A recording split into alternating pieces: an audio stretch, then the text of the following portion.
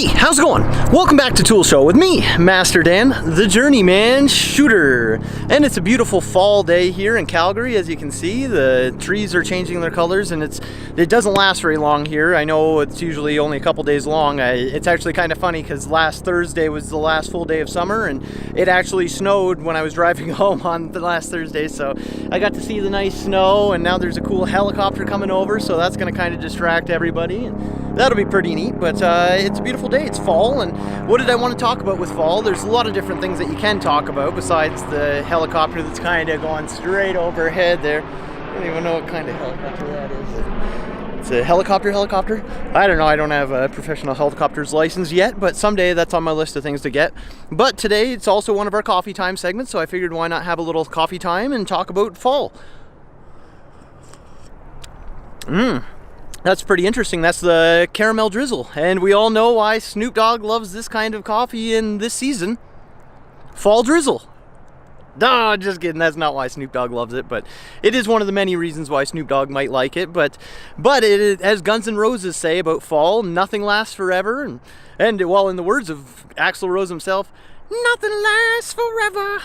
Not even cold fall drizzle. No, I'm just kidding. That's a different joke on my fall drizzle joke, but that's not what I wanted to talk about. Now, what I wanted to talk about though is fall.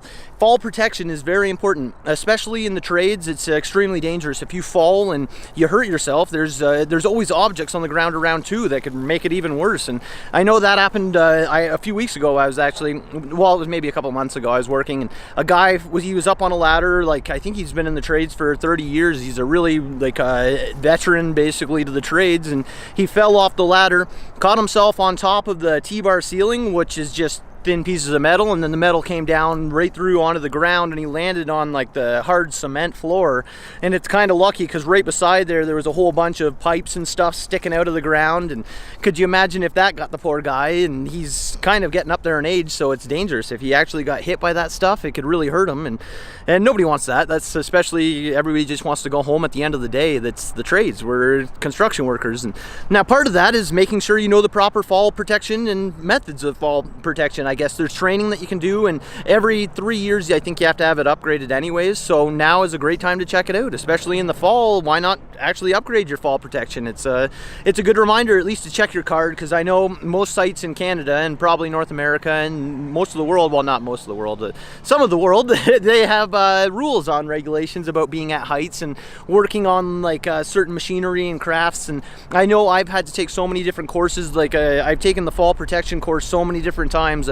I had to take one, I paid for it on my own, and then 3 weeks later I started with a new company, and the new company told me, well, we send you to our own, so they sent me to theirs, and I got paid to do theirs, which is awesome. So if you can have a company that can upgrade your fall protection, talk to your boss, they can kind of get you in on that stuff, and it's good, because especially if you work in construction, the more certifications that you have, the better off your resume is going to be. So you want to have that kind of stuff, like the fall protection, the aerial lift work stuff, but if you're going to do it, but it's also just a good thing to have. Check your ladders, especially this time of year with the fall and fall protection. You want to make sure you're checking your ladders, make sure there's no cracks in the fiberglass, or if you're using metal, make sure that you're using it for the right thing. If you're an electrician, say, well, why don't I get a fiberglass one that doesn't conduct electricity and won't electrocute me someday? And that's just a good idea. That's one thing you want to do, is you want to make sure you're being smart, especially working in construction. If one of those things, I remember I seen like as a heavier guy, there's rules on weight limits on these ladders and construction stuff too. So if you're on a ladder, you want to know what the weight limit is if you're kind of getting up there, because there's one of every body type in the construction trades. No, they don't discriminate on that kind of stuff. So you want to make sure you know the weight limit. You want to make sure there's no bends or any problems in it, because that was the thing. The guy got up on a ladder, and I think it gave way because one of the fiberglass, there's like a million of these threads in some of the ladders, and the threads just weakened over years and years of exposure to weather and all the other kind of stuff, and one leg just kind of gave way, and he fell, and he was hanging from the T-bar, and it's one of the craziest things. All I seen was just two little legs kicking there, and he luckily fell on the ground where there was an open spot, but I think he did hurt himself. He had to go to the hospital, get checked out and all that stuff, and it's not worth it. You don't want to go home like that. You want to go in the next day, make some more money, and then get out of there and retire young. That's the goal of all tradespeople, and it's not going to happen to most tradespeople, but if you have a plan and you have a dream and you're actually following both of those, then that's a goal, and you could actually succeed someday. So why not? Good for you. And that's kind of what I wanted to talk about, is just checking your ladders, making sure, especially 3-point contact is really important for falls. If you're on a ladder, and you can, I know a lot of the time I've been in spaces where you can maybe get 2, maybe 1 point of contact, but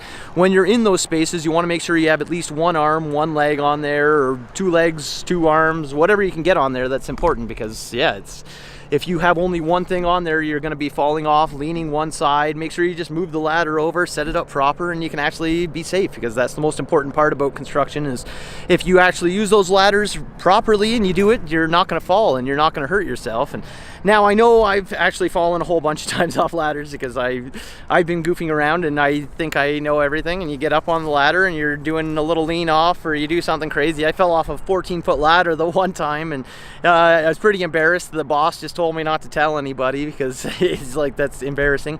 And normally a lot of bosses would actually send you to places to get checked out, but they didn't care. So that's what, like, the oil industry is kind of like that. They don't really want you to go to the hospital or get checked out, because that goes on records, and then there's all the testing, all the other crazy stuff. Everybody that's got to come out of there, it's just crazy. You don't want to mess with that stuff, so you want to make sure you're being safe and avoid it. You don't need to be going out and hurting yourself or hurting anybody else, because especially if you're on a ladder, try not to set too much up on top of that ladder, and don't leave the ladder if you have a whole bunch of stuff sitting on there, because I know I've come around corners and I've seen safety people go to move like a ladder out of the way so they can get into a corner, and all of a sudden all the tools fall off and hit the safety person on their head because they're not wearing the hard hat, which they probably should have been wearing in most construction sites. But usually the safety people kind of give it a little bit more lax and leniency to the safety. But that's one of the things, is make sure you don't set your stuff up on there and on the ground but around you. Make sure your ground and your surroundings are clear, because I remember one time we were up on 14-foot ladders, and one guy, he got shocked so bad that it blew him off the ladder, and he flew probably about 5-10 feet back off of a 14-foot ladder.